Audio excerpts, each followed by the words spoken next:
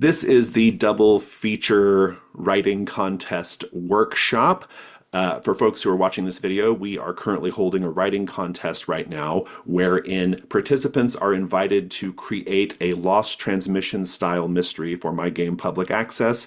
And this mystery has to be inspired by two different genre films. And so it could be a horror film and a science fiction film, or it could be two horror films or two fantasy films. And the idea here is your lost transmission mystery. It might be really directly connected to the ideas of your adapted work, or it could be something that is just more thematic. Somebody needs to mute. I don't know We're who on that a is. Zoom meeting. Yeah. What is this? That's the trade-off for dad. I'm gonna. Someone needs to mute. We can hear you talking. I don't know who that is. I'm gonna mute people I see who are not muted. Okay. Um, my name is Jason. I am the creator of Public Access.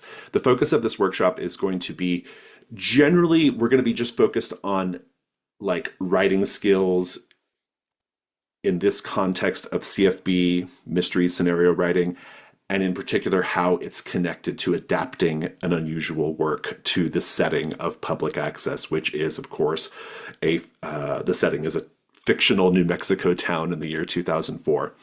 We're going to be doing a lot of writing. I will be dividing you all up into groups, and once you're divided into groups and ever we're doing a writing part, I recommend just going into Discord and doing a Discord thread or a chat to talk about what you want to talk about. You can also do set up voice chats on Discord during the writing periods. I'll just note here that this is purely just an exercise that we're going to be doing. There is no pressure here.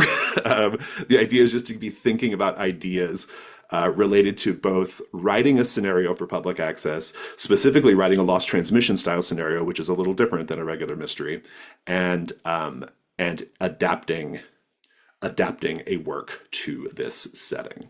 So I want to talk in general about the issues of adaptation. I think that the biggest challenge of this writing contest versus any other type of Carved from Brindlewood scenario writing is adapting adapting the movies that you're working with to the real world-ish setting of DeGoya County, New Mexico. I've done a lot of workshops already on my YouTube channel that go into the nuts and bolts of writing CFB scenarios. So, creating good side characters, creating good locations, questions and opportunities. There's lots of stuff on my channel for that. And so this workshop is going to be focused on the adaptation part. I will talk a little bit about this sort of form and the structure of the mystery and things to be mindful of, but we're really going to focus on writing and adapting. So this issue of adaptation, you may have a movie that fits neatly into DeGoya County, and so you don't have to change the core ideas and characters of the film too much. You could imagine something like Tremors or The Vast of Night, which are set in deserts. Those are going to be a little bit more ready-made to adapt to the DeGoya County Deep Lake Public Access setting. Even something like 2001: A Space Odyssey has some elements that can be easily adapted to the setting. See giant obelisk in the desert, right? Public Access is a giant obelisk in the desert kind of setting, right? Other movies, though, are going to be more challenging. It's not immediately obvious how something like Alien or The Never-Ending Story can connect up with a tiny 20th century desert town in America. So I think for a lot of you, this is going to be your big challenge. How do I take something that is so different in terms of its setting, its characters, its ideas, and make it a scenario or inspire a scenario for this little desert town? My general thinking is this: where you're able to have very obvious references to your movies, characters and locations that are clearly inspired by the films, clues that are direct references to the events of those films, a basic monster or problem that matches the movies, where you can have those direct references, do it. But if it's not so easy to make such direct connections, rely instead on theme and abstraction. The Neverending Story is about giving a name to the childlike empress in order to stave off the approach of this reality-ending calamity called the Nothing. Well, Maybe your lost transmission is about a girl with amnesia who doesn't know her name or where she came from, but knows that something terrible is going to happen to the town.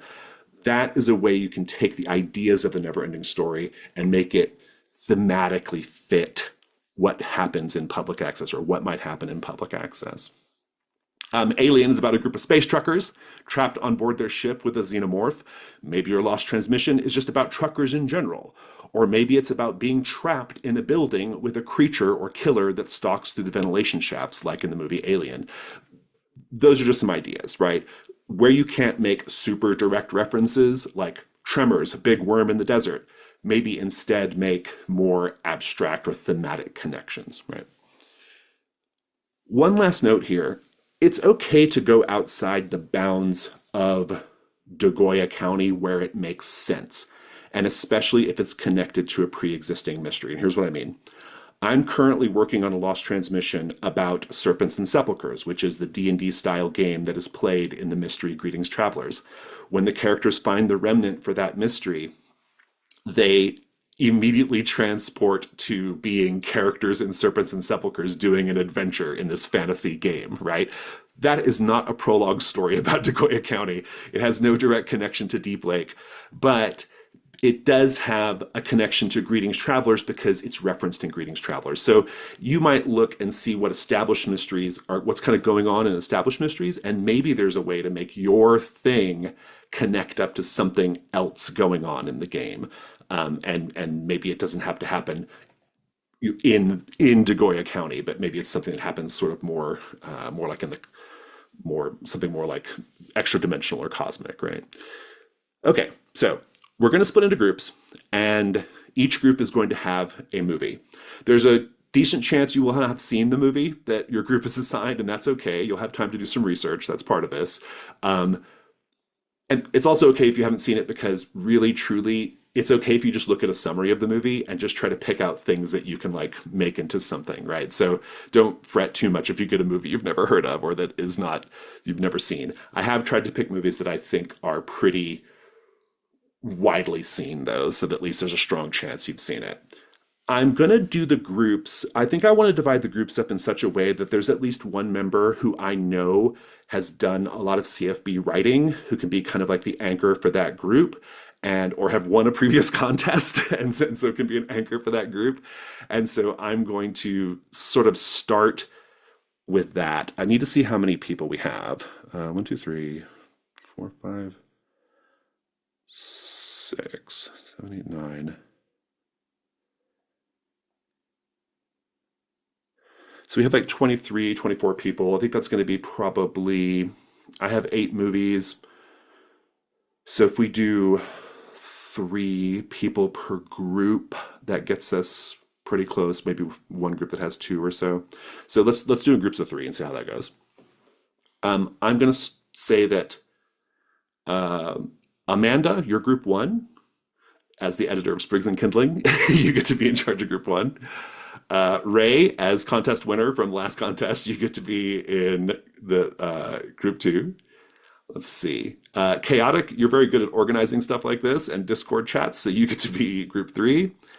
And let's see, who else do I have who I'm going to put in charge of the groups here? Otherwise, we're going to have to just kind of go, oh, Jazzy, you can be 1. And let's go with Clint. And now I'm just going by people who I work with all the time on different things. We'll go with Michael, you're another group, and we'll go with Levi. Let's start there and see how we do on dividing up people. So let's will somebody note the names of the people I just chose in the chat? That would be really helpful.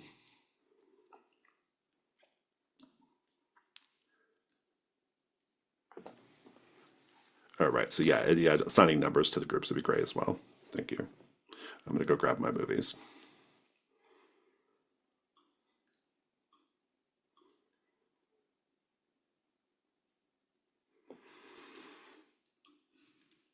Also, you might luck out, and I've picked a movie that's on the list and it's one you're working on, in which case you just get some extra time to get ideas for for your submission. So that's exciting.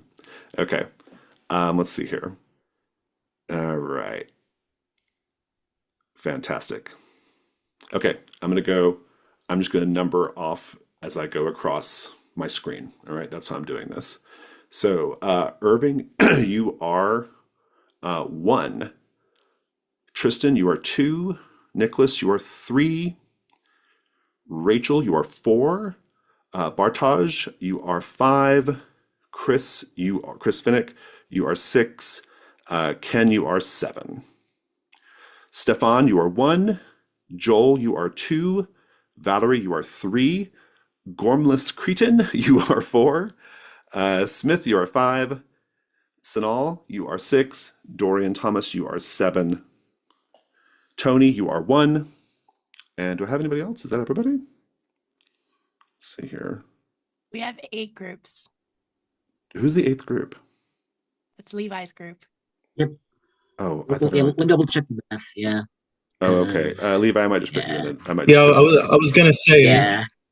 Oh, Levi, I think you're four. I was gonna say I was putting number 4. Yeah. So. Okay. So I guess that's everybody then. Who does not have a group who's on the call? Okay, fantastic. And Levi, you are number 4. Okay, great. Gotcha. All right. So there should be 7 groups, correct? Yes. Awesome. And everybody has one? Awesome. Cool. All right. Hold on to that for now. The movies are Group 1, you get the easy one, Group 1. The Lion, the Witch, and the Wardrobe. Group 2, you have absolutely the hardest one, Castaway. Group 3, you also have a very hard one. You have The Breakfast Club. Group 4, given the amount of water involved, you have a very hard one too. It's Titanic. Group 5, this is very timely. You have Final Destination. Group 6, you have the best one. That's The Shining. And Group 7, you have another tough one, geographically speaking, in Anaconda. So those are the groups. Does anyone have any questions about the group they're in or the movie that each group is doing? Fantastic. All right, we're going to write in a bit, but first let me go through some other stuff. All right, so I want to start with remnants, presenting the mystery, and questions and opportunities. This is far and away the hardest part of writing the Lost Transmission. We're going to do it first. Every Lost Transmission has to have 3 of what are called remnants. This is a new feature to Lost Transmissions mysteries that do not exist in regular mysteries. What they are is they are things that allow the latchkeys to get drawn into the mystery. Something they find, a person they encounter, some kind of experience they have that once they have that experience or once they do that thing, then the keeper has the option of presenting the Lost Transmission, right? So they're very important. They're not hard to write because they're just kind of like little creative tidbits, but there are a couple of things to be aware of. You want to have at least 3, and you want to make sure there's like a variety in the types of remnant so the keeper has some options. You don't want to have like 3 pieces of media they can find because one is as good as 3 there in that case, right? Like you want to just give the keeper some options for like how they can drop it in to the campaign, right? And so you might have a piece of media, maybe it's a tape, it's a book, it's a film reel that's connected to the events of the Lost Transmission, this thing in the past. Maybe it's a conversation with the big man or some other side character where the big man makes reference to the events of the Lost Transmission or the side character makes reference to it. Maybe there's a conversation with or evidence of a side character from the Lost Transmission, but in the present day of 2004. So maybe it's like a character who's like from that past time, but now they're here older in 2004 and they talk to the latchkeys about what happened in the past, right? Maybe there's an artifact connected to the mystery that the latchkeys find. So not a piece of media about it, but maybe there's some kind of object that's important to the Lost Transmission that is now in 2004 that the latchkeys stumble onto. You got to have 3 of them. You want to have a variety of types so that the keeper has some options of how they introduce them. Not hard, but there's some kind of requirements there. Presenting the mystery is a bit challenging. More challenging than in a regular mystery because you have to actually go into a lot more detail in order to clearly set up the situation. I've written a couple of Lost Transmissions now, and I've edited several more. And the tricky thing about when you're writing the introduction part, they are, in every case, they're almost like 2, sometimes 3 times as long as a regular mystery, because there's a lot of things you have to get done in the presentation. You are essentially building a whole new little world to play in whenever you write the presentation of the mystery. And you can't rely on a lot of the setting assumptions of public access, because now we're doing something that's in a different time, maybe even a different place, right? And so you have to do a lot more setting up the situation. And so just detail is really important. It's okay if you are essentially writing a whole scene beat by beat with a couple of breaks in the middle for role play and a decision point that the characters will have to make.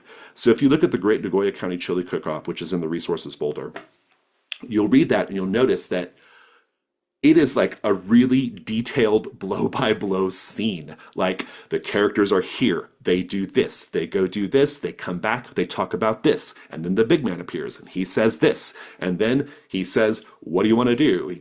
And then the characters have to decide, and now it's the whole scene. There's no it's not free role play, right? It's a whole thing, and it's meant to be read word for word by the keeper. So you're not writing like advice on how to present the mystery. You are literally writing the script that the keeper will read in order. Now, in the middle of that, you do want to have a couple of breaks. You want to have an opportunity for just a little bit of light role play so that the players can experience these new versions of their latchkeys. So like in Chili Cook-Off, it pauses at a certain point to have the players have a scene in the parking lot where they just talk about the stuff they experienced at the Chili Cook-Off that afternoon, right? There's no goal with that scene. It's just a chance to give the players a chance to live in those characters a little bit, right? And to kind of feel their way around these new versions of their characters. Once that gets to a certain point, nice like lull, you continue with your script. So a little bit of chance for role play. You also want to have an opportunity to do some very light character creation in the presentation. So in Chili Cook-Off, towards the end of the presentation, the players get a chance to talk about their backstory just a little bit, and they get to also define a single item that they brought with them, which functions as their corner of the house. It's equipment that they can use in the mystery. So you want to have a moment where you do just a very, very light touch character creation bit. Again, see Chili Cook-Off. And then you want to have a chance to create a clue. A clue that can be used for either the Lost Transmission if the characters continue to play it, or for a latchkey mystery in the case where they turn back. And the decision point is really important. Lost Transmissions are not automatically going to happen. You're going to present it, the keeper will present it, we go through the whole presentation of the mystery, and at some point the keeper has to say, do you want to continue? Whatever that looks like. And the players will have to make a decision. And maybe your script says something about like the stakes, right? In Chili Cook-Off, it kind of says, hey, you can continue, but just know this is a really deadly mystery. And your characters, your latchkey characters, your real characters might die because these characters die, right? And so it makes the stakes really clear, but it also notes that it comes with some special rewards. So here's why you might want to do it. The Lost Transmission should have this decision point, this back out point, right? The players have to be given the opportunity to say, no, we don't want to do this, right? And there needs to be a moment there where they get to create a clue, right? It's their first clue for the Lost Transmission, or it's a clue they get as kind of a little reward for the latchkeys if they decide not to not do it after all. So again, just refer to Chili Cookout for kind of what this looks like. Presentation, to summarize, you want to be very detailed. Like, you can't just give as much information as possible to set the scene and to set it all up and to get everybody like kind of plugged into what we're doing right now. That connects up really closely to questions and opportunities. Now, I actually think questions and opportunities in the lost transmission format are much easier than in the regular format. And the reason why is because they don't have to make as much quote unquote sense, or they don't have to have a certain like logic that a regular mystery might need to have. Because lost transmissions are their own thing, because they take place in their own little universe, because they are separate from the world of the Latchkeys and your ongoing campaign, they don't have to be as logically tight, if that makes sense. And you don't have to think too much about how they affect the overall campaign, because they do, but in a really indirect way. So you can go you can be a little bigger or a little more unusual or strange with how you present the questions and opportunities. Like, when you're writing a regular mystery, you have to always have in the back of your mind, why would the Latchkeys focus on this problem in this way? Like, why don't they just turn back and go back home? Why don't they focus on all the other mysteries and just ignore this mystery? You have to always be thinking about that. But in a lost transmission, that's not a concern because these characters are here to do one thing, and we only know this one thing about them. And furthermore, whatever they do is not going to have a super direct impact on your bigger campaign. It's like a side story. It's a self-contained thing. And so you can be a little bit, it doesn't have to be quite as like airtight as it does in a regular mystery. That said, I do think the Q&Os do have to still follow logically and importantly directly from whatever you present in the introduction. And here I want to recommend that you be very direct, very heavy-handed if need be. So in Chili Cook-Off, the big man literally confronts the characters, says what's going on, mentions the cult and the existence of the cult, says what will happen if we don't stop the cult, and then asks the players, do you want to help me stop the cult? Like, it's really direct, right? Like there's no getting out of it. There's the only option is for the players to just get in their Jeep and go home and forget it, or to go into the hotel and help find the cult. Like, that's it. Those are the only two things you can kind of do. And so you can be super direct. I actually like to talk about an example from the Between here because it's a very classic example of what I mean more broadly. There's a threat in the Between called the Limehouse Lurker. And in the Limehouse Lurker, the characters are trying to, they're facing this vampire, okay? And the vampire is, one, a vampire, the killer is a vampire, and two, the vampire is very small, right? They're in a child's body, right?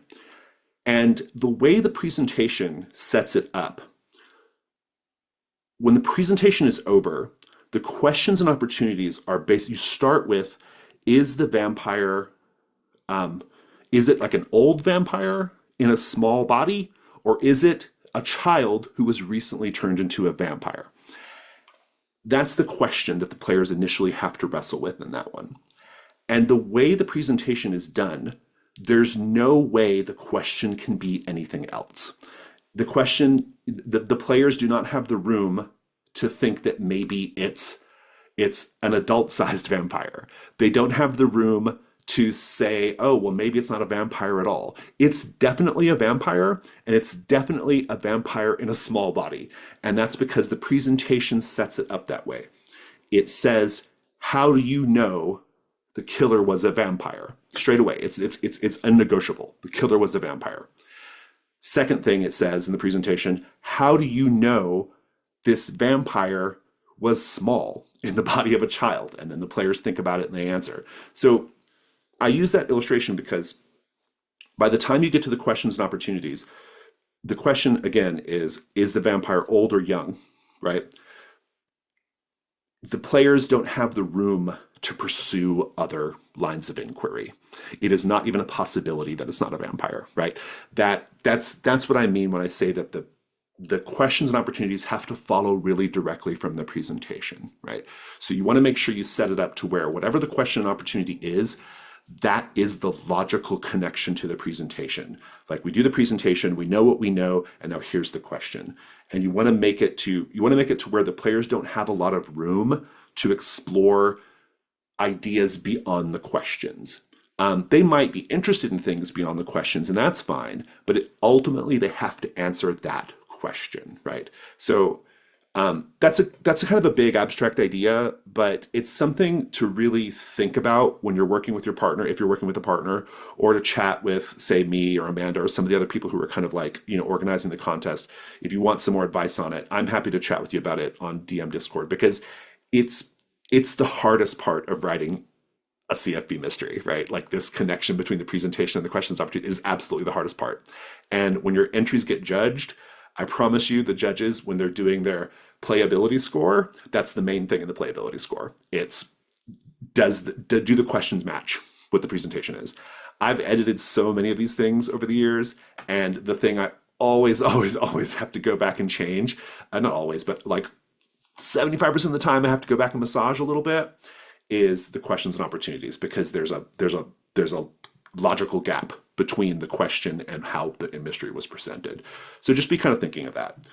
That said, I actually think it's easier in this format because the Lost Transmissions, it's already so weird. You're already playing like weird, strange, alternate timeline characters. It's okay if there's like some weirdness. It's okay if there's some surrealism. It's okay if that doesn't quite make sense. You have a little bit more room here. So, okay.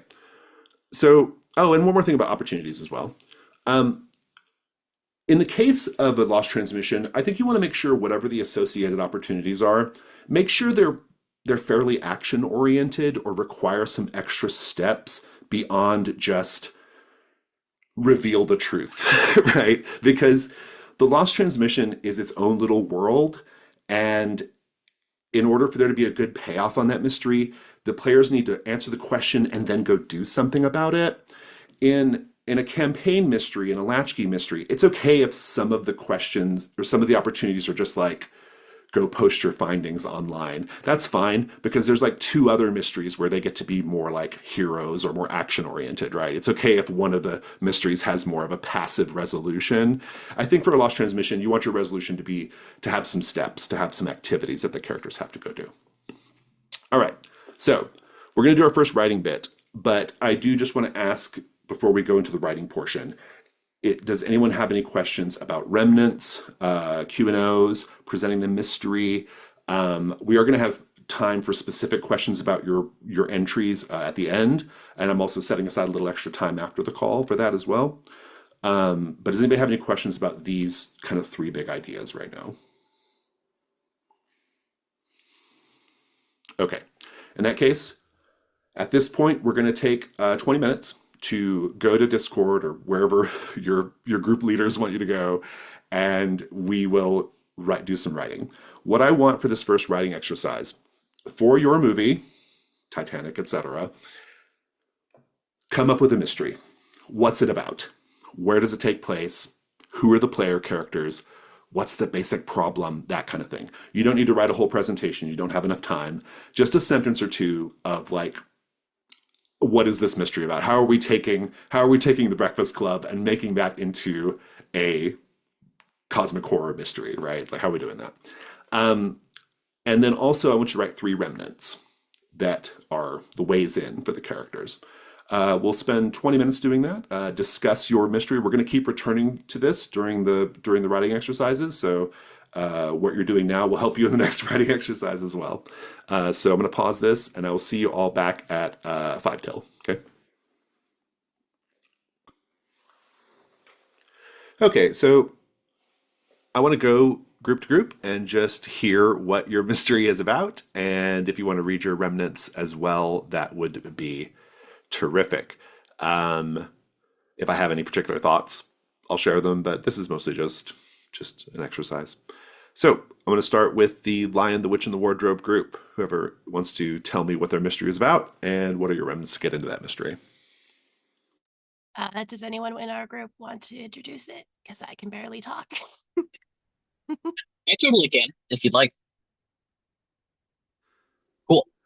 Hey, my name's Tony. Tony. We had Lion, the Witch, and the Wardrobe. So we've got the Latchkeys staying in a home for kids displaced by war. They're staying in Deep Lake.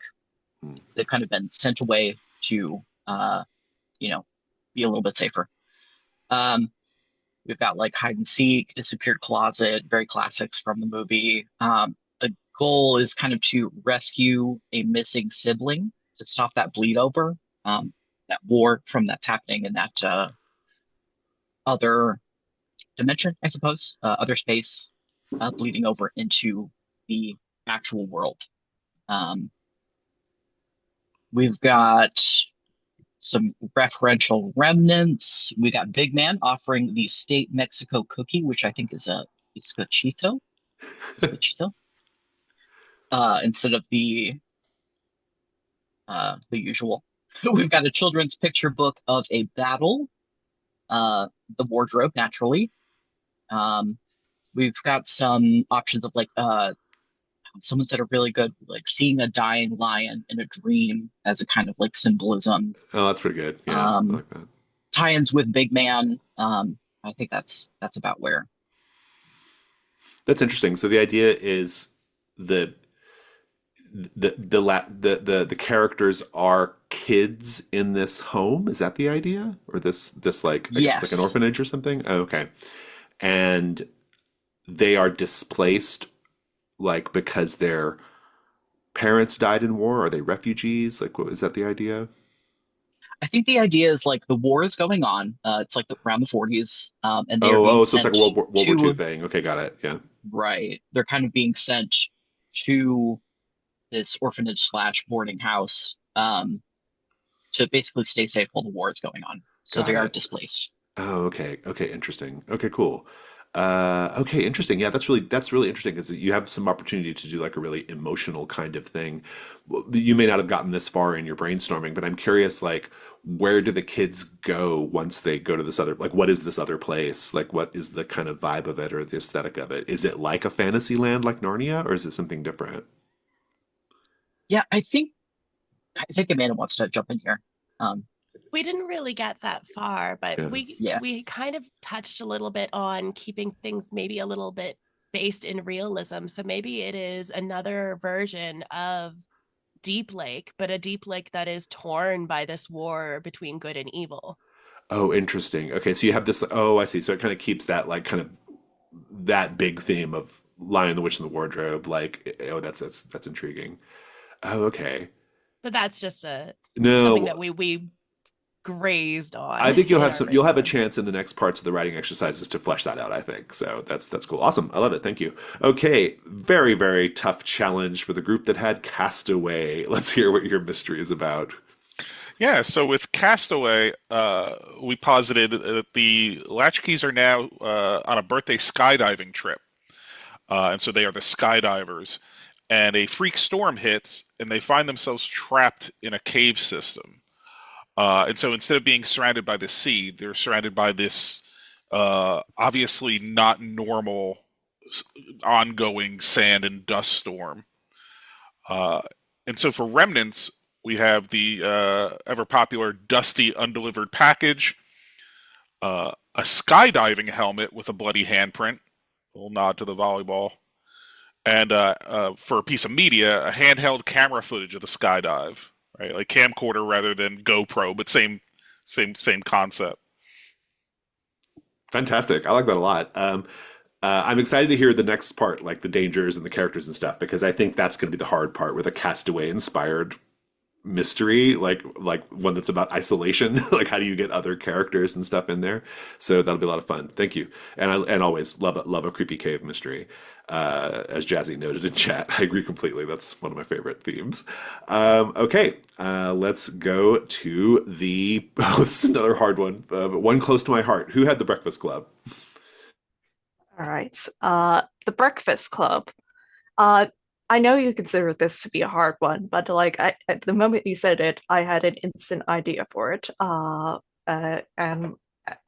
And everyone else was really really added on in terms of ideas. But 1980s, Deep Lake, New Mexico, pretty odd time because in 1986 there was the fire in which people got burned, attacked during prom.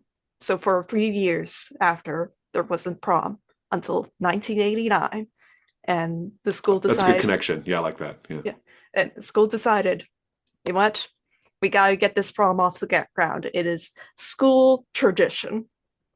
Therefore, there's a few students in detention, and they've been assigned as part of their detention to the prom committee.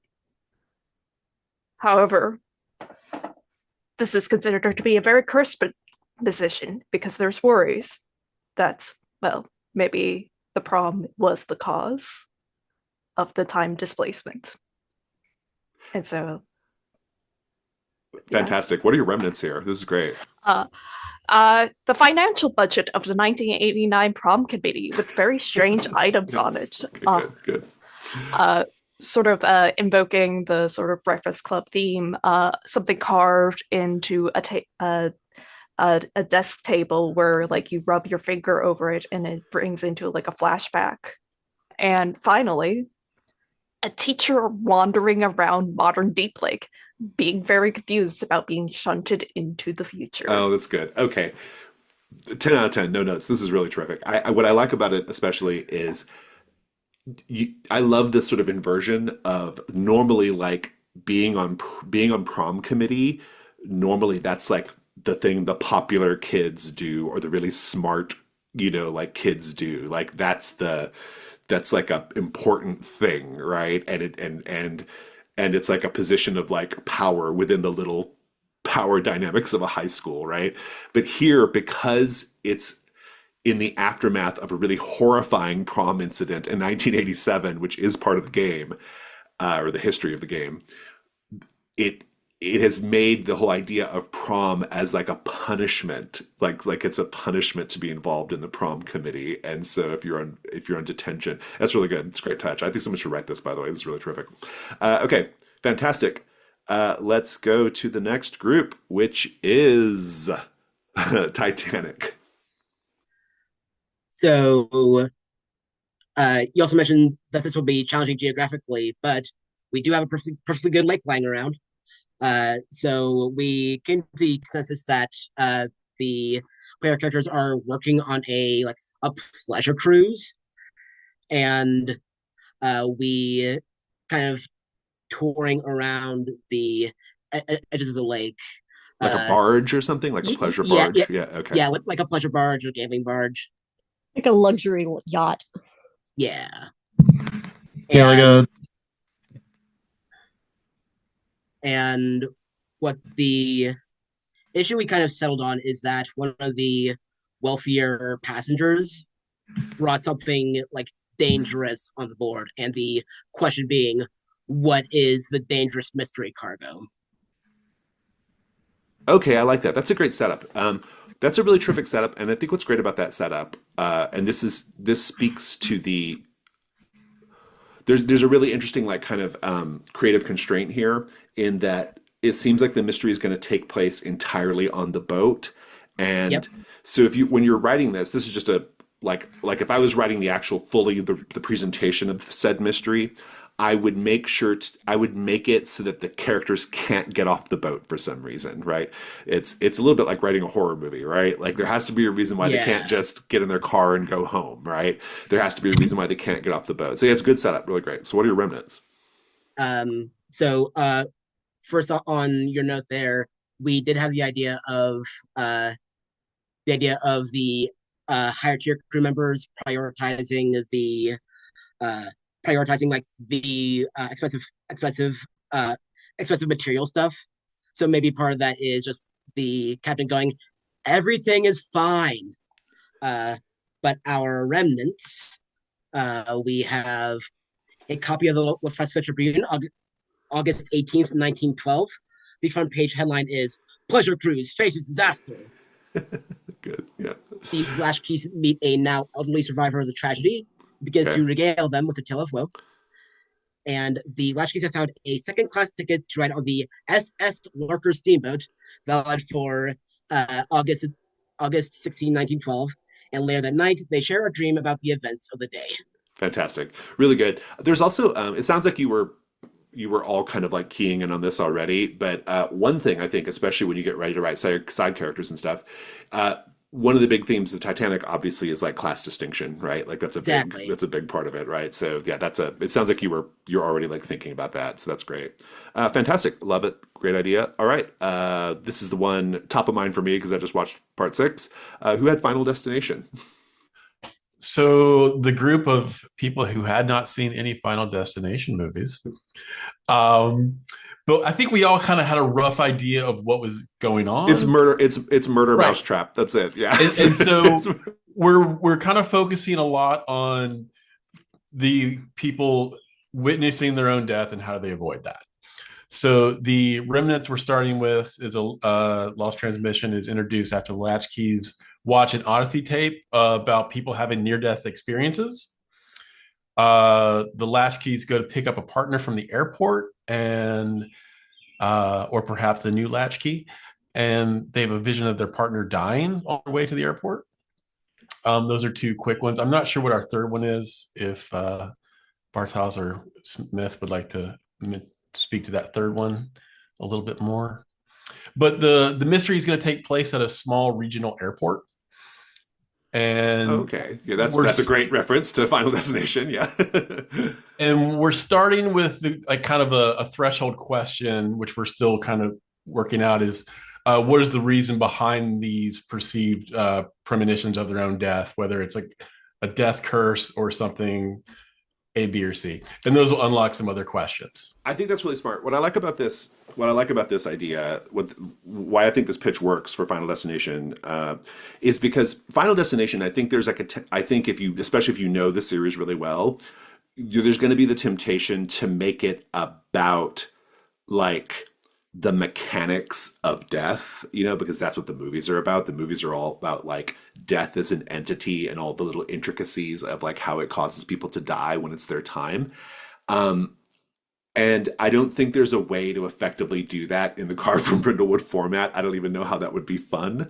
And so this approach is better. Like, and what you could have, and like, especially when we get to the next part, what you could have is like, you could have the moments be those like deaths, right? Like those like strange, like unusual deaths, like person smashed by log or whatever, like that kind of thing. We actually even thought that maybe each location's paint the scene question would prompt about how they witnessed themselves dying. Oh, A+.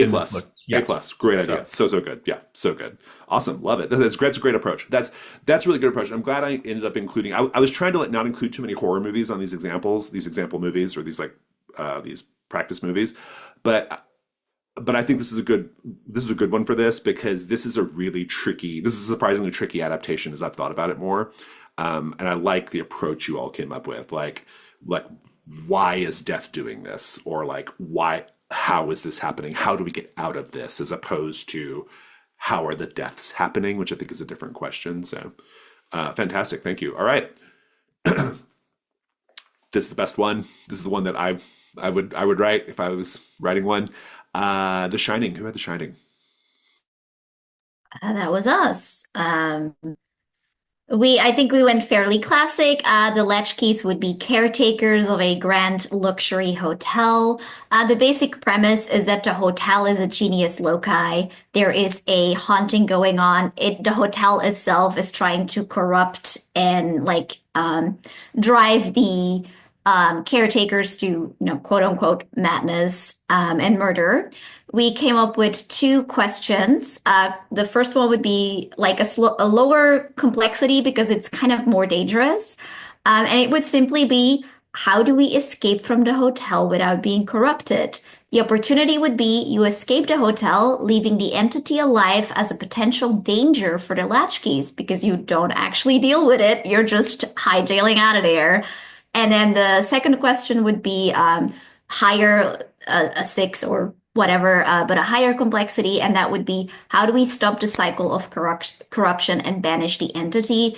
The opportunity would be to perform a ritual to stop the hauntings and make it an actual hotel and not this thing that's trying to corrupt and drive everybody here to madness. The remnants are... The Latchkeys find an old photo of 1920 of a grand party at the hotel. They are in the picture in all their evening party finery. The latchkeys, the second one is the latchkeys drive past signs advertising the hotel. And the last one is a disheveled Elliot Rappaport tells the latchkeys about a nightmare he had, feeling the tug of a haunting across time. Oh, that's good. I like that one a lot. That's really great. That last one's really great because every campaign will do the house in Escondido Street, right? So that you're guaranteed that that one is going to have some valence. Yeah, right? that's immediately Yeah. what we were thinking, Yeah. and also because of the connections there with like the haunted house, the haunted hotel. So that's we're like, perfect. oh, it's Yeah, it's really really good. cool if Yeah, it's really Elliot good. has like Yeah. a connection to Yeah, all that's that. good. Yeah, there's nothing wrong with direct. Like this, it's a really direct adaptation of the story of The Shining.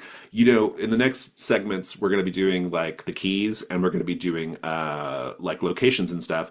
And I think that the haunted hotel, you got a couple things there. One, really terrific opportunity for set pieces. The Shining movie is all about set pieces, right? Like the hedge maze, the hallways between the rooms, room 237. Like it's like those set pieces are like a big part of that movie, and so you'll have a really great chance to have some fun with set pieces in a setup like this. I'm going to talk about in the next segment about like using keys to tell a story of the past, and I think you'll want to pay attention to that for when we get to it. So, but no, great setup. I love it. Thank you. All right. Finally, last but not least, who has the 1995 classic Anaconda? That would be myself and Michael. So we premised our idea on the latchkeys, the remnants that they would grapple onto is a Giant Reptiles and Amphibians of the Florida Everglades documentary. Fossilized Titanoboa vertebrae and ribs found in the Goya Desert at a New Mexico University archaeological dig. And the big man showing off a brand new pair of anaconda snakeskin boots that have a hypnotic shine as he tells them a cynotic story of how he acquired them. And that would transport them to become the high school seniors who just won the Degoya County Science Fair with an all-expenses-paid eco tour and fan boat adventure in the Florida Everglades. Oh, good. So it takes it way out of Degoya County. That's great. Okay, good. But there's still that connection. That's great. So what would they be investigating when they get there? They're going to be investigating, I think, the connection between the Titanoboa vertebrae and the big man's new boots. Okay. Think on it. there's a... They also played with the idea of them going directly to an archaeological dig in the desert. So make it the fossilized skeleton rather than a actual giant serpent that they're going to find in the Everglades, that it becomes a kind of bit of a archaeological dig. Oh, okay, that's interesting. So it's actually, I like that. So it's actually, there's not like necessarily any immediate like danger as such. It's more just literally like investigating an archaeological mystery. That's intriguing. The one thing I think that will be tricky, as you've set it up, is what's coming up next, which is dangers. So you want to be thinking about that because there should be some kind of conflict, right, of some sort. What I like about this setup is going back to what I talked about in the last segment. You have the room in these lost transmissions to take them into other places, right? As long as there is a sufficient connection to the setting or to a previous mystery. And this is a great example of that. We have kids from Degoya County who are in the place where you actually want to be telling your mystery, right? Like the story, where you want your story actually set. It's a clever way of doing it. And yeah, one other thing about Anaconda, I don't know if you all have actually seen the movie or if you both have seen the movie or not, but one thing about Anaconda, which stands out in my memory, is the characters are really big in that movie. So there's a John Voight character who is really big, like a very, very big personality. So one way you can kind of convey the movie and the adaptation is to have these like really larger than life characters who the player characters interact with as well. So John Voight character in this retelling, if we go to the Florida Everglades, Yeah. might end up the bigger threat than the snake itself. That's I think that's what I'm thinking. Yeah, like that's the big problem, right? Like that guy. Yeah, that's terrific. Okay. Yeah, like what Levi said, John Voight may or may not be in love with the snake. Yeah, exactly. Okay, fantastic. All right, let's go to the next segment then. Those are all terrific setups. Thank you all. I think that was everybody. If I missed somebody, please say so, but I think that was everybody. In this next hour, we're going to talk about, in pretty quick order, we're going to talk about keys, moments, and threats and dangers. All right, keys. So the key represents your best chance to capture the themes and other big ideas of your adapted work.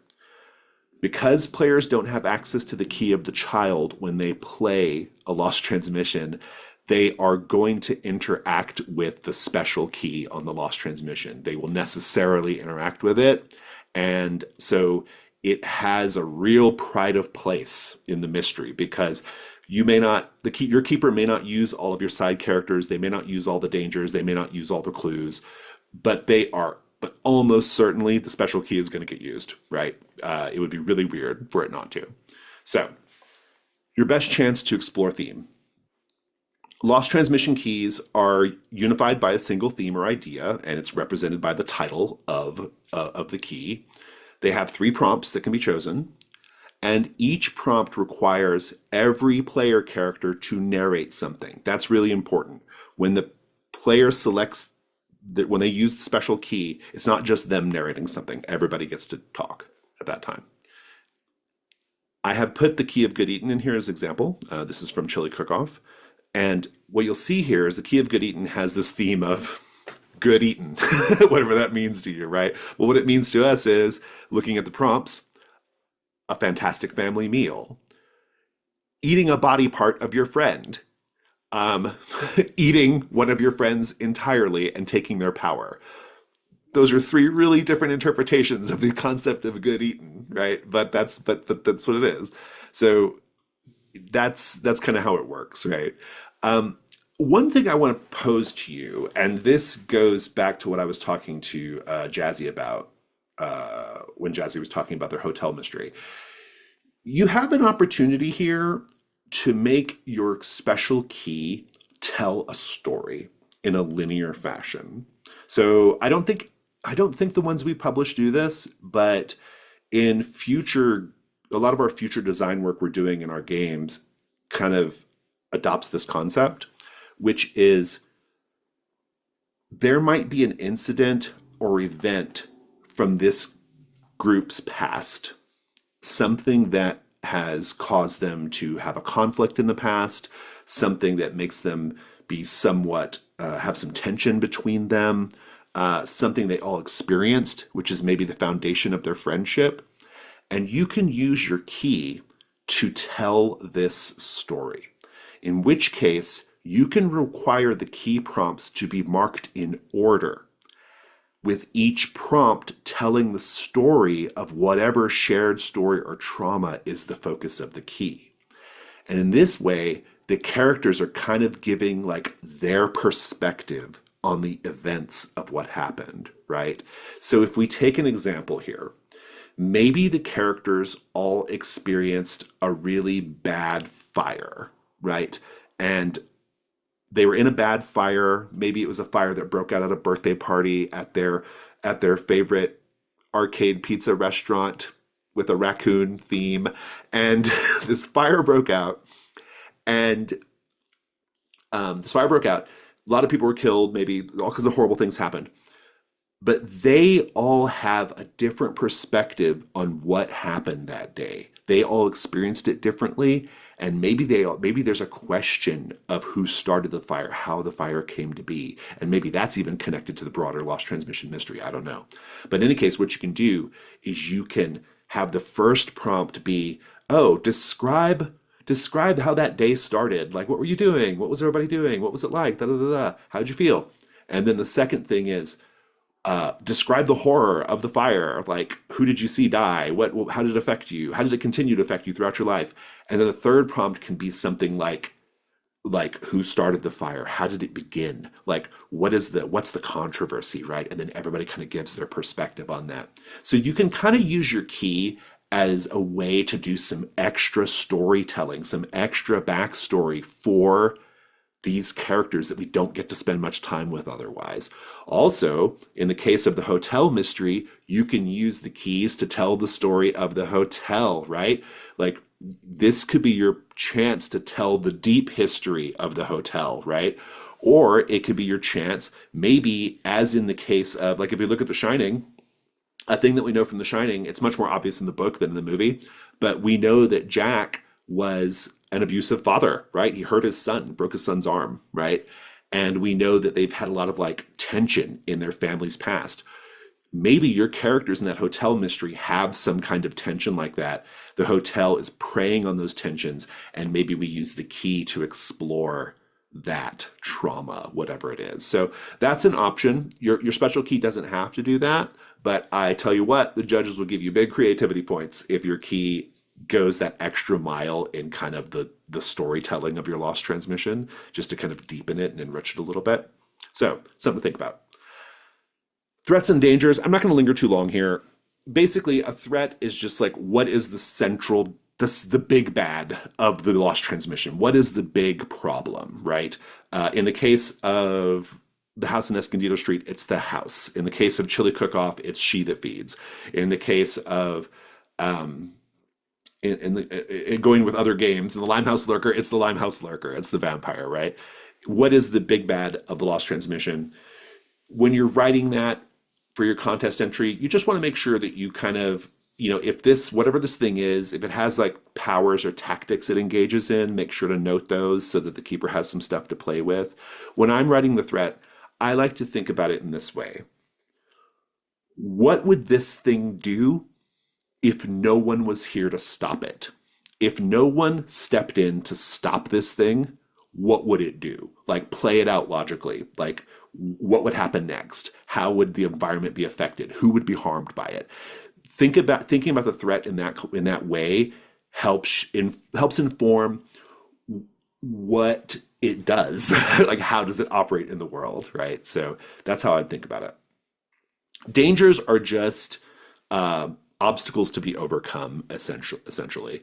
They can be people, they can be places, they can be set pieces, they can be special powers of the threat.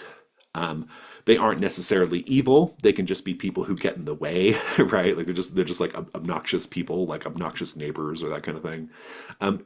You'll want a little bit of variety here, like 2, 3, and a variety in types so that the keeper has some options. Maybe you have one that's like a henchman of the threat, one that's just a person who gets in the way, and one that is like a set piece location that is dangerous inherently, right?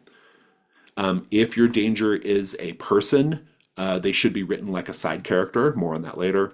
If your danger is a set piece, it should be written like a location. More on that later. So that's a pretty fast overview. I've done other videos where I go into this stuff in more depth, and also just honestly, just reading examples from other mysteries is a great way of figuring this out. But does anyone have any questions about this before we begin writing? Okay, we're going to go back to our groups. We're going to write for 30 minutes. I recommend you just divide up the work however just divide it up quickly so that you can all just immediately start writing. I wouldn't dwell too long on who's doing what or whatever. I see a question from Nicholas. Go ahead, Nicholas. Yes, just about the keys. Are they meant to be played in order, or does the players have access to them and play? All the ones we've published, you can choose any one that you want. Like the Key of Good Eaton, you don't have to do those in order. But if you want to do one that tells kind of a story in a linear fashion, you can make a note, like these have to be chosen in order. Yeah, definitely. Okay, thanks. You bet. So we'll do our writing exercise. You're going to want, I would love to have a full key with 3 prompts. That's the main thing we're writing here. This is your chance to do it. Do something really cool with your setting. You want to have a sentence or 2 about the central threat. Like, what is its I don't know, just like what is it? What is it? What does it do? What are its powers? And go ahead and write two dangers. I didn't talk about moments here. I had it in my notes. I decided not to include it here because there's really nothing to talk about. It's just creative writing. But so don't dwell on moments, even though it's in the notes. Just read the notes. It covers pretty well what moments are. They're just mechanical free agents. They're color, essentially, that the keeper can kind of play with. But for the writing exercise, we're going to do a full key with 3 prompts, a sentence or 2 about the central threat, and 2 dangers. So I will see you all back. Let's just say on the hour, okay?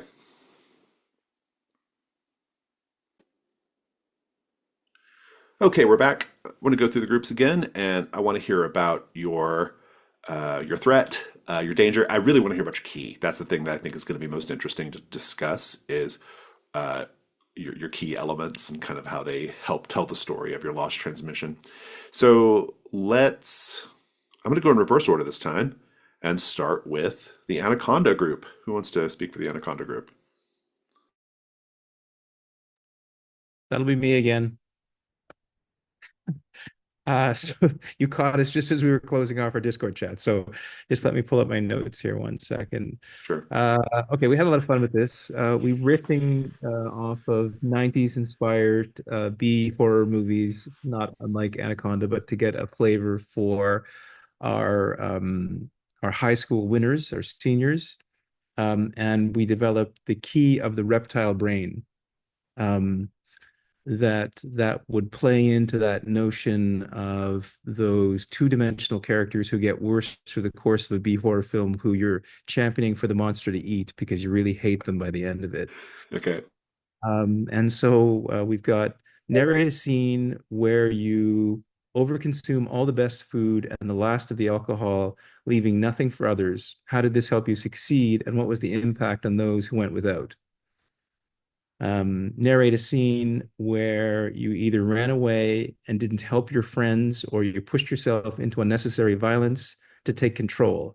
How did this help you succeed, and what was the impact on those you either left behind or helped out of a bad situation? Narrate a scene where your libido overcomes your reason and you give in to your desire despite any social implications or risk. What's the focus of your sexual conquest, and how does it or they or them respond? So we've tried to really play into that idea of the reptile brain and a bunch of high school seniors on an excursion in the Glades, and what would their worst predilections get them into as we become less enamored with them as characters in our horror movie. That's pretty great because you're doing the genre exploration there, which is great, but also the idea of the reptile brain and the fact that you're inspired by Anaconda, I think is there's a good like kind of double meaning there, which I think is really terrific. That's awesome. The one thing that we had talked about in the last segment was I was really curious how you were going to frame up the dangers and threats because I wasn't sure there was like enough conflict in your initial idea. So I'm curious, like, where did you go with that? So we've got our threat is our fanboat tour operator and owner of the local gator farm, who has been nursing a giant anaconda titanoboa off-bred secretly in the Glades, feeding it accidental tourists. And he is the leader of a cult of environmentalists who passes himself off as a quasi-indigenous shaman, but he's really a white pretending. So a real triple threat. This is a genre character, right? This is a big time genre character. The sort of like white man who believes he's like on a spiritual journey or whatever, but who's really just a lunatic. Like that's great. Yeah. I tentatively named him Vernon Snide. So there's your threat. And then dangers, we have our anaconda snake, we have gators, and we have cultists who believe they're reclaiming the rights of a lost tribe, but it's really a white pastiche of a tribe that never existed. Oh, fantastic. So good. So many good ideas there. So many good, like, what I love about, like, you've really done so far, like what you have here is a really, really terrific genre exploration, a subgenre exploration, right? It's like it's a particular subgenre of horror, which is like kind of the like nature bites back, but also like folk horror, like which like kind of coming together. But even also like the way you described, like these kids like succumbing to their reptile brains. There's even like a bit of like slasher subgenre there too, right? Because these are the things that slasher kids always like are doing, right? So, yeah, good stuff. I love it. Fantastic. Handle a bit of the X-Files Chaco Chicken episode. Yes, yeah. Oh, I see that. That's totally, yeah, I totally get that. Fantastic. Thank you so much. All right, let's go to our scary hotel and The Shining. Yeah, I think they're maybe a little bit too broad because we actually went back. We had like three options that we wanted. This is the one that we settled on, which is sort of a combination of the two. So we have the keys of room 247. These keys are marked in order. Each caretaker, which are the latch keys, each caretaker narrates a flashback to the day Amelia Hunter checked into room 247 and what she hoped to leave behind. The next key, each caretaker narrates a flashback to Amelia alone in the rooms and the days leading up to her untimely death. And 3, each caretaker narrates a flashback to when they first entered room 247 and what cryptic interaction with Amelia haunts them to this day. So the idea is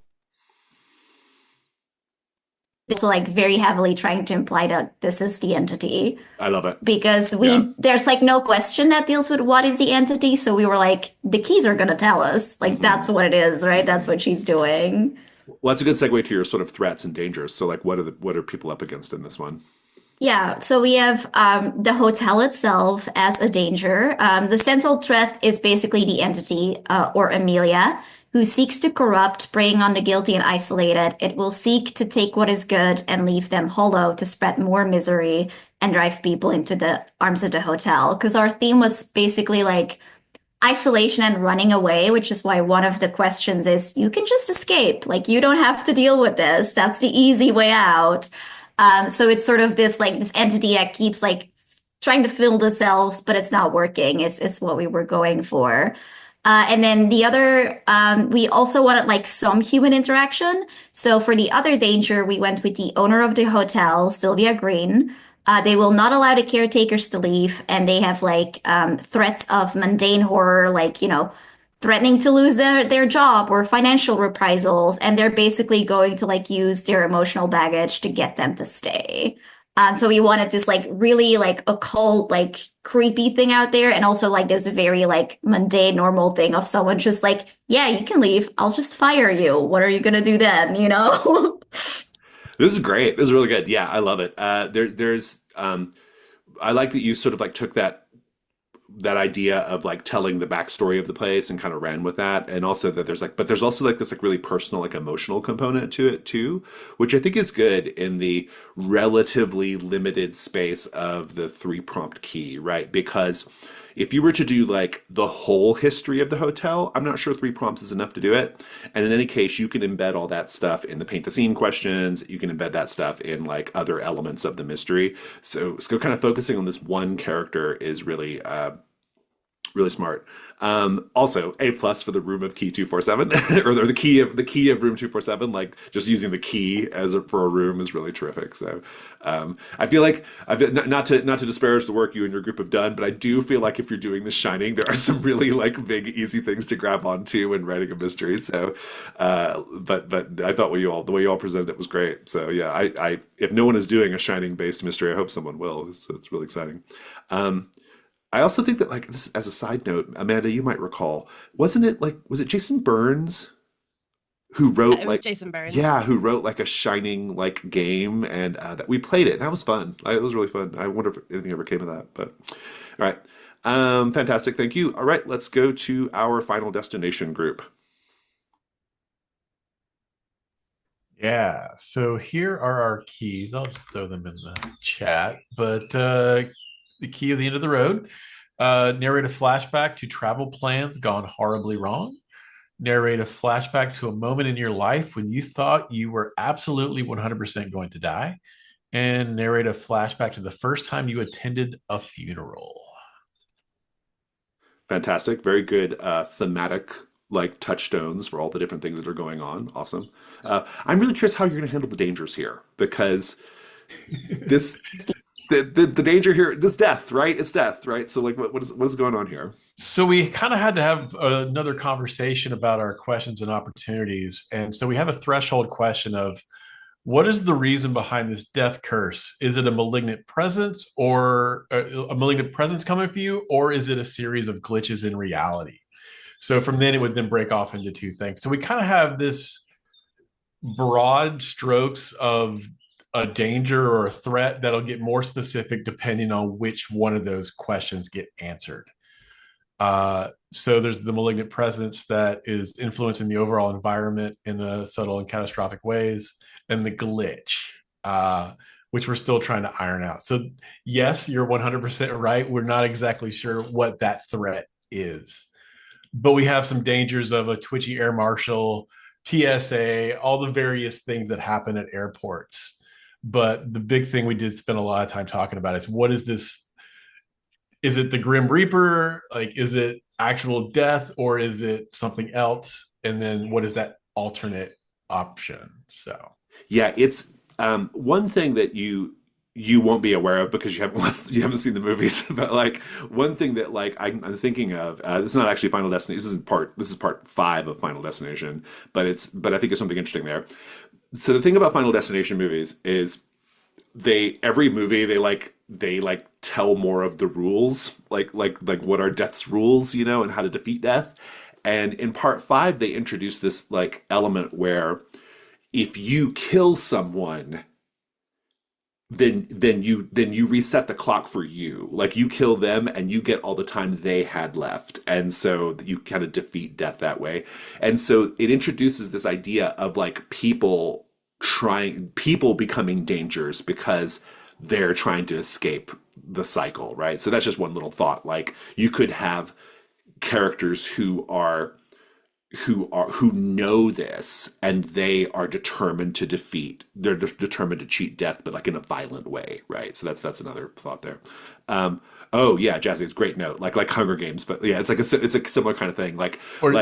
Or maybe you have like another thing that happens a lot in these movies is you have these survivalists, like these people who have managed to avoid death for 20 years. And the way they've done it is by creating fortresses around themselves, right? And so that's another thing. And that's actually a good note for side characters and locations too. But anyway, so thought, no, it's great though. Super cool. Really challenging, surprisingly challenging concept, I think. I didn't realize that when I made it one of the options, but I like how you've been exploring it. It's great. All right, let's go to the Titanic group. All right, so our key is the key of hubris. Each crewmate narrates how important equipment was left behind in order to fit in more cargo.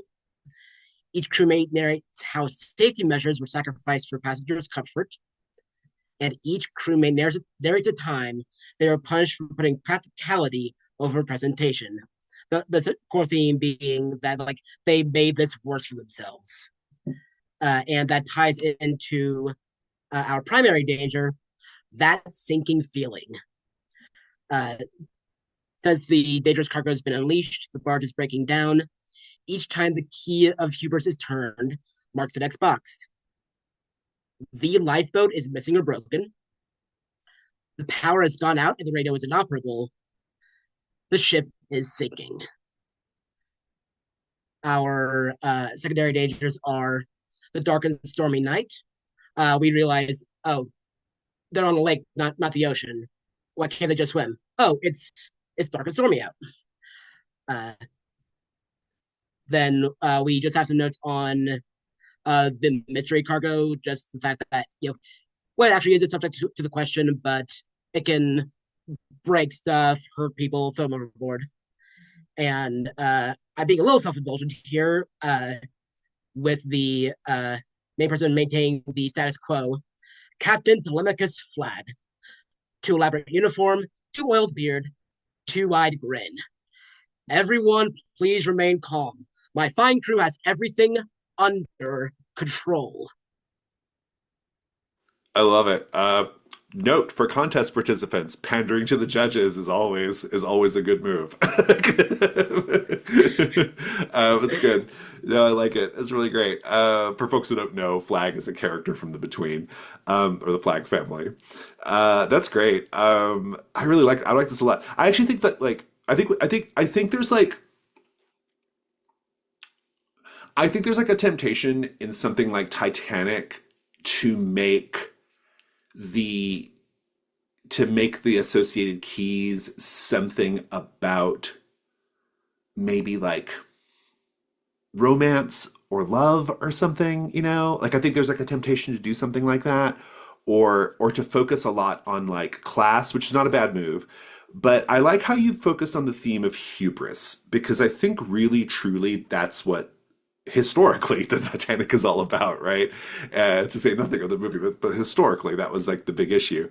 And I think that like this is a great example of like how to take the adaptation when you're working on your adaptations, when you're working on your submissions and thinking like, how do I make this movie of my two movies work? You can really abstract the ideas here. I mean, obviously you guys have a boat and water and stuff, but you wouldn't have to, right? Like you could take hubris and it could be a Titanic adaptation and it could instead be about like, we have someone in, you know, oh, it's a thing connected to the creation of one of the roller coasters at the abandoned theme park, and we've built it too high and too tall, and like, you know, like it could be something like that, right? Or it could be like people going caving, for example, and like, you know, not taking all the proper equipment, or you know, it could be just a natural disaster type thing as opposed to literally being on water. But I like how you've done it, and yeah, so keying on hubris feels like a really, really good move. I think what would be really challenging and interesting is if you could find a way of abstracting the idea of an iceberg and putting it in here somehow. I think that'd be intriguing. I don't know what that looks like, but I think that'd be kind of cool. All right, fantastic. Love all that. Let's keep going with the Breakfast Club group. Oh, yeah, this is our keys are a little bit obvious, which is the key of rebellion. Each committee member narrates a flashback to a time they did something that truly went against their beliefs. What was their motivation to act in this way? Each committee member narrates a time they argued against an authority figure and got punished for it. How were they hypocritical in their punishment? Each committee member narrates a time to when breaking a rule or violating an expectation made them truly feel free. What was the eventual cost of that brief moment of freedom? Love them. And to set up our threats and dangers, first we need to go into the two questions associated with character creation. Okay. What clique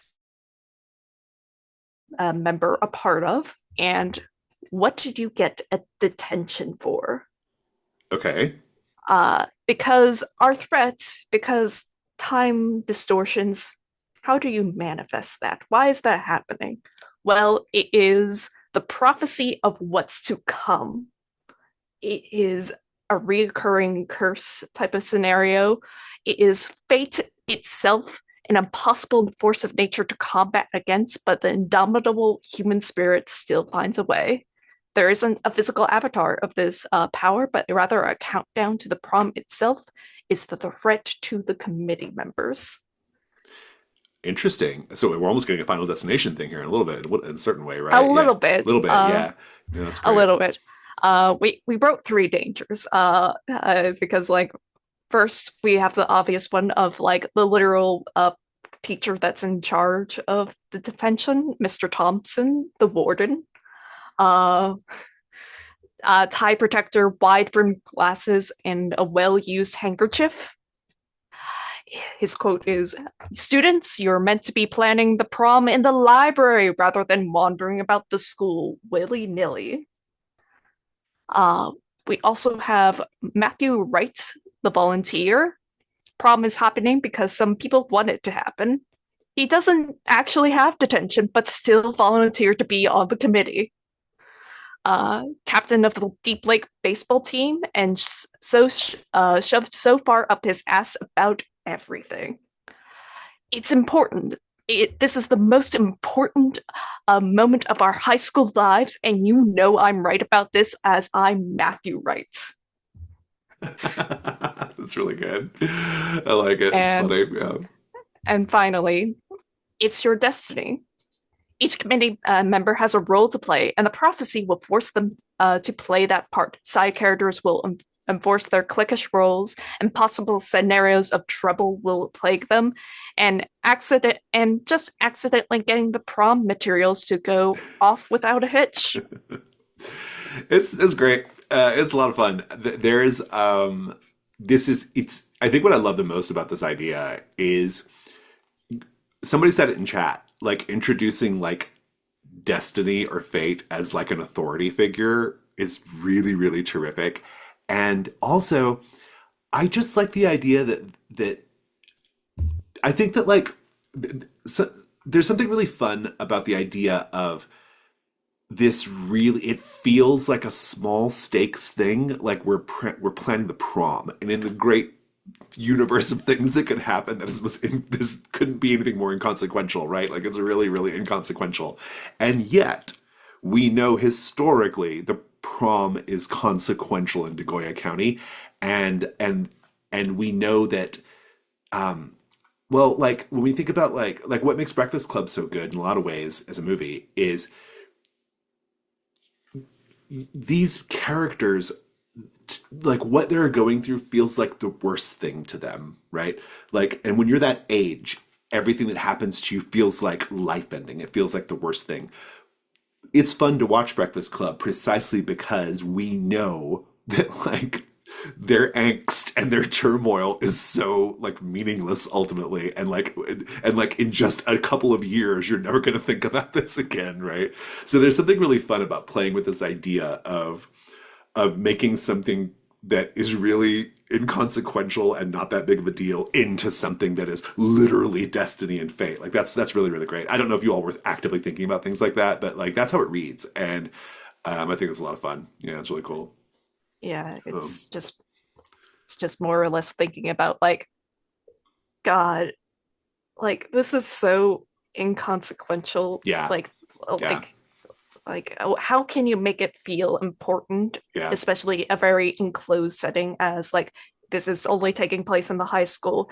This is only like trying to prevent a bad thing from happening, and not actually anything bad is happening. So like, because Lost Transmissions, you have to like escalate the stakes to be much higher than like what would be in the normal campaign. It's true. Yeah, it's actually really true. And well, that's what I said earlier about like when I was talking about like questions and opportunities. Like your opportunities have to really have something for the characters to do. They can't be like soft opportunities. Like the resolution needs to be like half of what the characters are doing. Like in Chili Cook-Off, they literally go fight a demon and a cult, right? Like that's the second half of it. The first half of it is just figuring out who the cult is, right? So yeah, that's really fun stuff. Okay, awesome. Thank you so much. I've just been notified that Ray is not with us.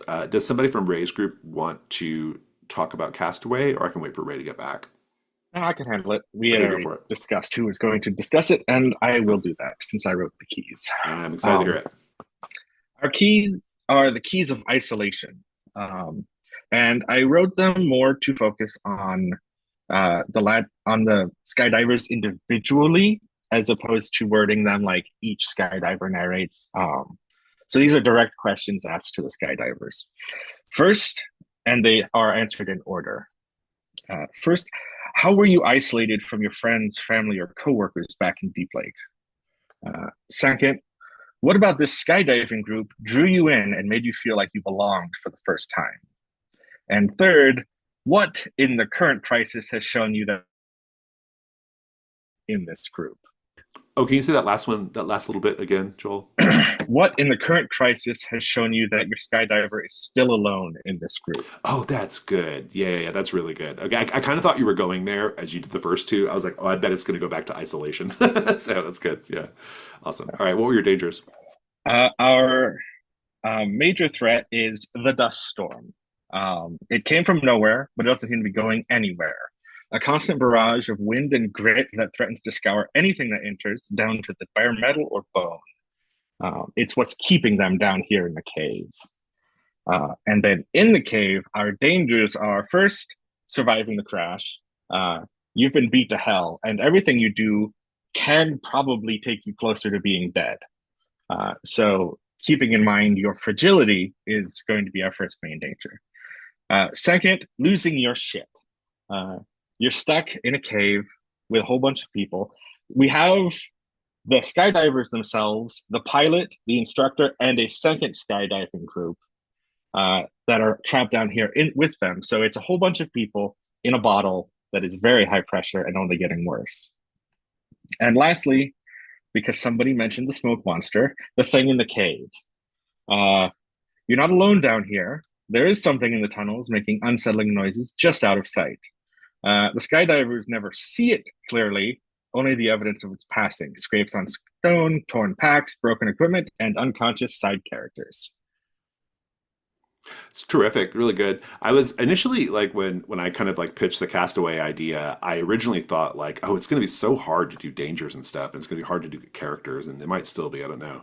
But I think the way that you all kind of initially framed it up as like turning it into like a caving thing, and then changing the definition of isolation and kind of what it means, I think that was really smart. This is not connected to what we've been talking about. Your dangers and keys are all really great, but one thing that occurs to me if you were writing this out as a full mystery, there's going to be a little bit of a tricky thing here with what is the turning back point for these characters, right? Like we discussed this. Yeah, what would you come up with? I'm curious. On the plane before the jump, like before the storm hits, somebody or multiple somebodies back out. Like, oh, okay. Oh, you just jump. We can't do good. it. Okay, good. Yeah. So that's the back out point. And then the storm hits, and the plane may go down, but it's not crashing into the cave. And then the freak storm becomes the clue for the latchkeys back in Deep Lake. That's great. Oh, that's really good. Yeah, that's really clever. Yeah, because I was definitely thinking about that. I was like, what is the turning back point for these skydivers? I like that a lot. Fantastic. Awesome. It was really great. Terrific. Well, then that just leaves us with the Lion, the Witch, and the Wardrobe group. Hey, that is us. I believe my audio is good. Cool. So we actually went with three keys. So we've got the key of the lion, key of the witch, key of the wardrobe. So, this is kind of a loose general idea, but it's kind of like each are to be marked in order. So it's a bit of a mechanic thing as well. We've got the key of the lion. Narrate what you believed a hero to be when you were younger and how war has changed this. Got key of the witch. Each lost or displaced child narrates a time when they bonded with someone who at first appeared to them to be good and true, but was later revealed to be only acting in their own self-interests. How did this change your lost child's perception of good and evil? We have the key of the wardrobe last. Each displaced child describes a situation in which he was full of hope of achieving something important for him. What was your goal? Why did it almost fail? And how did you nonetheless find hope and achieve it? Well, first of all, A+ on these. These are great. This is really, really good. Explores the themes really great. I love Awesome team. Awesome. Yeah, I love the like breaking it up into 3 distinct key sets, each named after one of the pieces. It's a classic move, especially when you have a title of something that is so structured like that, right? It's like when Wes and I were talking about making a Ninja Turtle game and we did the stats as Teenage Mutant Ninja and Turtle, it's the same idea, right? Yeah. It's really good. Fantastic. Oh, and also just hits the themes really great too. Like you're taking what is a lighthearted, well, not lighthearted, it's not really, but like what's taking like a kind of child's fantasy story and making it into this much more deeper, more profound thing about war. I'm also thinking about for folks who are fans of what's that Guillermo del Toro movie with the Pan's Labyrinth. Pan's Labyrinth. Pan's Labyrinth. It's very Pan's Labyrinth, right? Like it's got big Pan's Labyrinth vibes, right? So that's really great. What are your dangers and threats? I got those. From Amanda, the general, stiff uniform, a gas mask for a face, and shining metals, the embodiment of what children view war as. That is our threat. And our dangers, we have 3. James Fitz, A young man wearing a muddy, tattered uniform and a too large gas mask. Thin, naive, and believes himself to be fighting for good. A proclaimed son of the general. Leave them no hope, no mercy, no love, nothing. The sorrow mother, the embodiment of a mother's grief, the loss associated with senseless violence, red-hot lead, and death. She will try to hold the children as her own, as she has lost her own child to the general and his military. Jamie, Jamie, where are you? A comforting phantom. Paint the scene. A person that looks like a friendly face from back home. What do they offer you if you join them, and why are you tempted? Fantastic. I love it. It's so really great. Like they're very like high concept dangers and threat, which I think is really great. As you were going through them, Irving, the thing I was thinking about was I'm currently, or actually, I just finished reading Stephen King's The Long Walk, which is a dystopian book about a bunch of boys who are having to like walk in this contest and like whoever walks along, like if you can't, like if you slow down you get killed by the military, and then like it's kind of the Hunger Games, meets Battle Royale kind of thing. Anyway, my point being though is that that book has this like character that we don't hardly ever see, but it's called the Major, and he's like this military leader. And what I find really fascinating about the character's relationship to this character, the Major, is the character the Major is evil, like transparently evil. This contest is evil, but the boys love him. Like he is like he's like a totem of masculinity. He's like a sort of father figure. Like they love him. Like they think he's like so great. And but he's clearly bad, like, and he's going to kill these boys, right? And so I think that like for that sort of general character, I think that would be a really interesting angle if you were writing this out, like exploring like those sort of like those themes of like parenthood, and because you've kind of got that going with the mother too, right? Like just this idea of like parenthood and like how we really truly like overlook our parents' flaws, in a desperate bid to be accepted. And that's particularly salient for characters who are orphans and refugees, right? So anyway, love it though. Great stuff. Thank you all so much. Sort of All what right. I'm thinking with the with James Fitz is how boys will idolize men in power Yes. at the expense of the women in their lives. That's really good. That's great. Yeah, that's a super, really thematically salient. Yeah, that's great. Fantastic. All right, awesome. Those are really good. You all came up with some amazing stuff in just 30 minutes. Like, I think I would totally like want to play these already. So cool. All right. What do we have right now? What's next? Okay, so this next part of the workshop, I have got numerous videos that cover the parts of this part of the workshop, so I'm not going to dwell on this stuff. We're going to just get straight to the writing. But what I want to talk about very briefly is side characters, clues, locations, and rewards. I have covered locations, side characters, and clues, especially in great detail. I'm sure back on the Discord channel, somebody can link videos for you. I want to just say that kind of structurally what they are. Locations should have a very short description. I like 3 descriptive elements, and then there should be a paint the scene question. At this point, you probably know what paint the scene questions are, but in case you don't, it's a question that's posed to the group that helps explore an idea associated with that location. So we don't just say, what does it look and sound like or smell like? We also say something, we explore an idea. My classic example is in a fantasy game, the characters have arrived at the villa of a Gorgon. And you ask the question, how can you tell this villa is the property of a Gorgon or a Medusa? And so the players will start saying things like, oh, all the mirrors are covered up. There are statues everywhere, stone statues. There's snake motifs everywhere. We're learning what the space looks like, but we're saying something about that space, that a Gorgon lives here, right? And so this is what Paint the Scene is. A town that is completely decrepit, dried up, wasted away. Paint the scene. How can we tell there's still someone in this town who loves it, who remembers the old days, right? And so that's what Paint the Scene is. A question that helps explore what a place looks and sounds like, but also an idea connected to that place. So that's what locations are.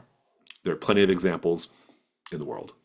Side characters, again, 3 descriptive details. I also like a little note in a side character about how they function in the story, like one way they might interact with the characters, how they relate to the dangers or the threats, how they relate to the bigger mystery. Are they really connected to the mystery, or are they just kind of a free roaming character that can be used anywhere? And then a quote.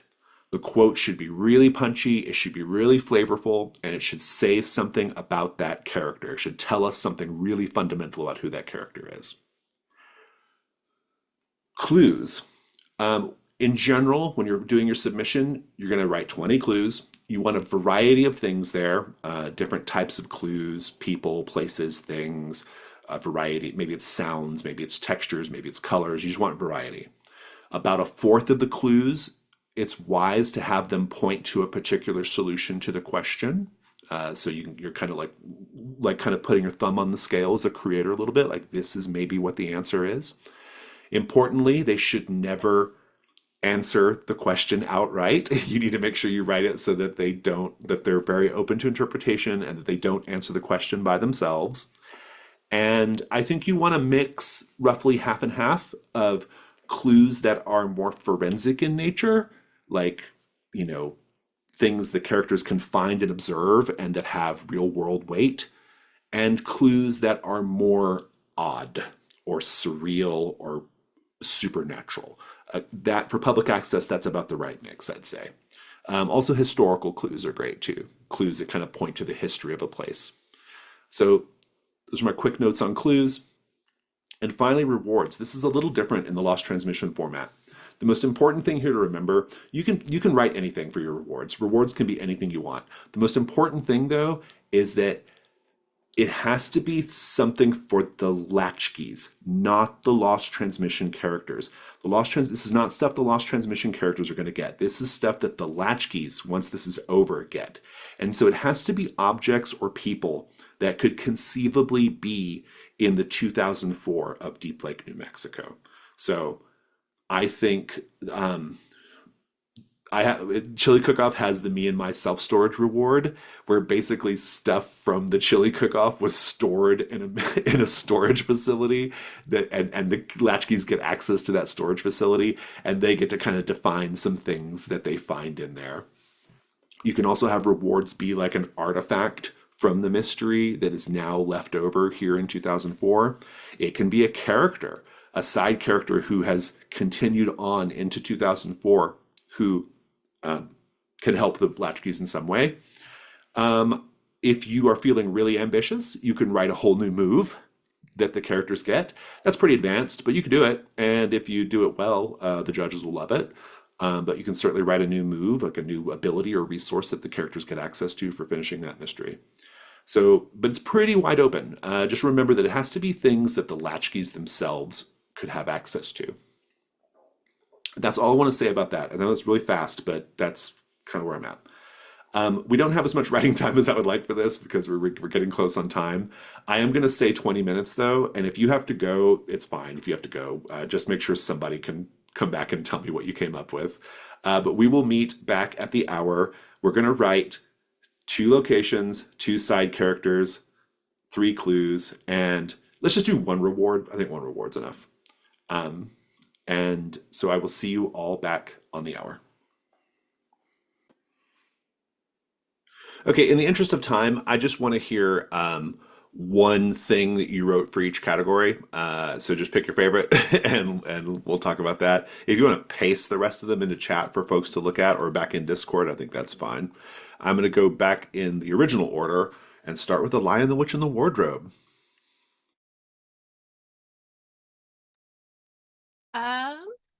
We pulled in a bunch of side characters, a few locations. I think the one that I would like to highlight is I really like the Satyr. If Tony would want to read it out because I'm losing my voice. Absolutely. One of the side characters that I created was the Satyr, a half woman, half machine that roams the lands beyond the wardrobe. Helpful and shy, but terrifying to behold, has a gentle touch with children. Quote, please be careful. The general could be around any corner, and I can't bear to think of you falling into his clutches.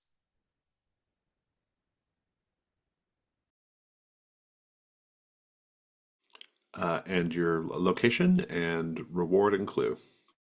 Oh, you want one from each of them? I thought you just meant like one thing. Oh yeah, from one all. from each category. Yeah. Okay.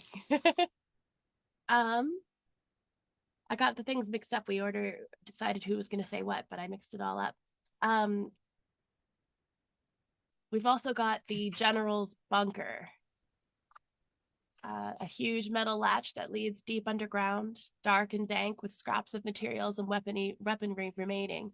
The stench of gunpowder still fills the air. Paint the scene. What do you find in the bunker that frightens you to your core? Fantastic. And a clue is family tree that centers on James Fitz. His mother's name is crossed out and his father's photo is replaced with the general. Oh, that's good. Yeah, I like that. Awesome. What'd you guys come up with for a reward? We have a side character who is the Aslan analog named Melchior. And you can gain Melchior as somebody to talk to when you need advice on nature of good versus evil. And you can gain an extra clue. Fantastic. Those are all awesome. Thank you all so much. All right, the Castaway group.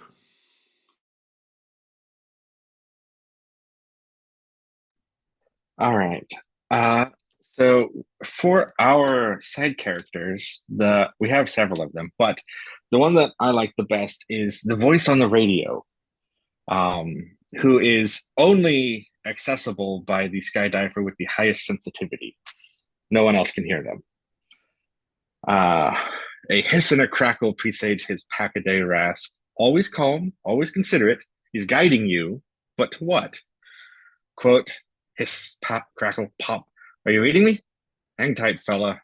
You just keep on the radio and we'll... Oh, and then I'll hand it over to Ray for our location. Yeah, for our location, we have the plane wreckage, a scattering of fiberglass and aluminum across the blasted waste. Unidentifiable parts lay like the bones of some long-dead creature. Resources waiting to be salvaged to delay the inevitable. Paint the scene. What bit of scrap material do you repurpose to prolong your survival? And then each item described may be used once for advantage on a roll. Oh, interesting. A little game design there. That's good. Yeah, a little bit. And then for clues, one that we have is a prehistoric cave painting depicting a great storm with something in the eye. And I'll kick it to Tristan for reward. Mm-hmm. And then for the reward, we have the radio from the cave. Unlock the custom move, hello, over. Ask advice from the voice from the radio, and follow to gain advantage on a future roll. I like the idea that you've all introduced this sort of like almost like this new big man style character, right? This new like kind of like quasi mythic supernatural character. I think that's really terrific. Awesome. I'm just speeding ahead in the interest of time, but these are great. Let's keep going here with the Breakfast Club group. The Crossroads, the main intersection of hallways in La Fresca High, black and white tiled floor, maroon lockers. Mr. Thompson's office is on one corner of the intersection. Large windows provide him with an unrestricted view of anyone walking in the halls. Paint the scene for everyone. How do the display cases here reflect a mark on your committee member has made on La Fresca High? Miss Canary lives up to her namesake. Bright yellow suits, shrill voice, and very skittish around loud noises. She's grading some English papers over the weekend because of late submissions on Friday. If you're going to ask me about your grades, and you will have to wait till Monday like everyone else. Unlike you, I do keep to my word about being on time. Clue. On page 13 of the 85 yearbook, first words on each photo says, "We are all going to burn." Dark. And our reward, a page from the yearbook of 89. Each latchkey can use it once to get in contact with a side character who was a student back then. They all went their way their bio predicted on that page. Name them and what clique they were a part of back then. Oh, that's really good. That's a good reward. Yeah, that's great. Gain an additional clue on the meddling move when asking about their clique, their history in Deep Lake, or general gossip. That's good. So is it the idea that like every time you use it, you can find a new person? Yeah. Okay. Yeah, cool. you can find a new That's really person good. because like again, these lost transmissions are really tough. So This- you're gonna need a The stronger idea of using reward. a yearbook as a kind of like resource is it's so on genre, right? Like that's really like genre appropriate. That's great.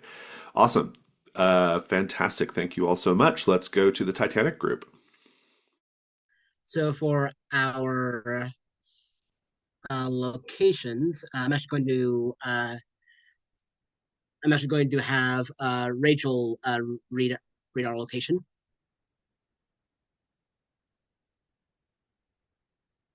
Yep, sorry, couldn't unmute. So okay, Jason, you said you wanted to see an iceberg.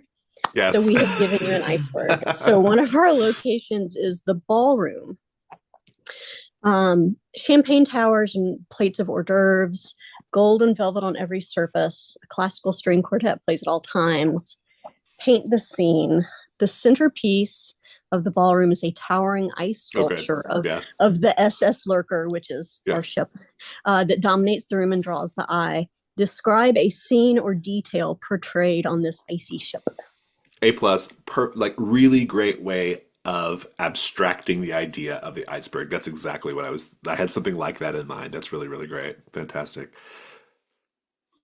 So for our side character, it was mostly Gormless who came up with this, but a bit of a group effort. Violet Rodenbecker, a well-to-do passenger, auburn curls, beaded gown, disinterested eyes. Miss Rodenbecker seems to be the only wealthy passenger who looks at the crewmates like people. I'm so sorry about them. They always get like this whenever we go out somewhere. And to Gormless for our clue.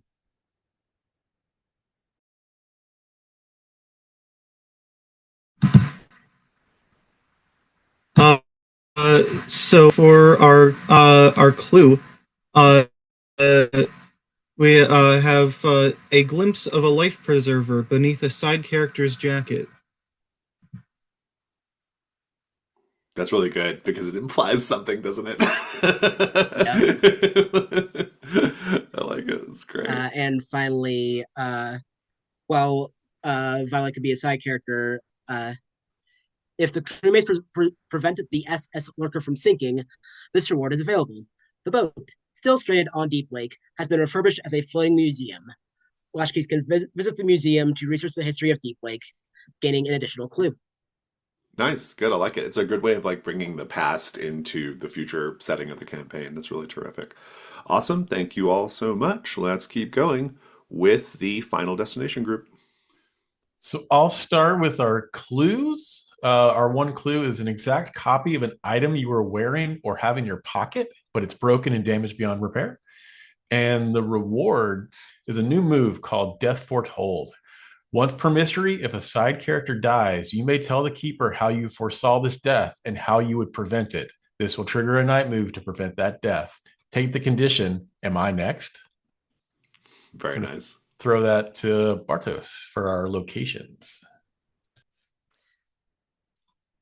All right, I'll read one. It's called Baggage Claim. So barely working conveyor belt, tired passengers, killing time, walking in circles, checking time absent-mindedly. And paint the scene is, instead of baggage, the cheaters see a vision of body parts moving through the conveyor belt door. What about one of them makes you think it belongs to you? Oh, very good. Yeah, I love it. It's great. Smith. For side characters, we have Father Abel, a priest who knows, resting his bare feet on a nearby chair. drinks liberally from a bottle of gin. Always manages to avoid being killed during this scenario. That's kind of like your Tony Todd character from Final Destination, right? That feels like that's who that is. That's amazing. Yeah, considering you all had not seen Final Destination movies, you captured the vibe of them really, really well. It goes to show you how far a Google search gets you, it seems like. Fantastic. Thank you all so much. Let's keep going with the Shining group. We did do a hedge maze, but the one that I want to, that we actually feel like more strongly about is the elevator. Clean steel interior, an inspection sticker peeled off and damaged. One more number than floors in the hotel. Paint to scene. How did the designers try to make this a more welcoming space, and how did they fail? For our side characters, yes, we also did do creepy twins. Not actually twins, but dressed identically, finish each other's sentences, blue summer dresses and blue bows and blonde hair. Do you want to play hide and seek? 10, 9, 8. And Ethan Callahan, a former caretaker, an aging man, scent of bourbon on his breath, always pulling on the first button on of his flannel shirt, quit the hotel 20 years ago, but never left it behind. How's the old place holding up? It hasn't changed at all. Not at all. One of the clues is a mournful wail echoing down the hallway. And the reward is a page out of the diary of Amelia Hunter, unfinished. It can be used as an item, or it can be turned as a key, in which case narrate a flashback to when you felt entirely alone and how it drove you to reconnect. Oh, nice. Those are really good. That's good. Like a little, that's neat little play on the corner of the house idea. Terrific. What I think is so cool about this is like I think there's everything that you all did in your group, because I don't know if it's just because it's The Shining or what, but like it's all such direct connections to the source material, right? But like it works, and there's something about the familiarity of it that makes it like really appealing, there's something like the abstract things are really fun. The sort of like thematic connections are fun, but there's something really fun about this too, where it's just like we're plainly doing The Shining, right? So it's I've talked a lot in role-playing games. That kind of thing is like super helpful often because it gets everybody kind of on the same page and it's easier to role play in that kind of space. I also just as a little GM tip for anybody who wants it, nothing is scarier than just a random countdown.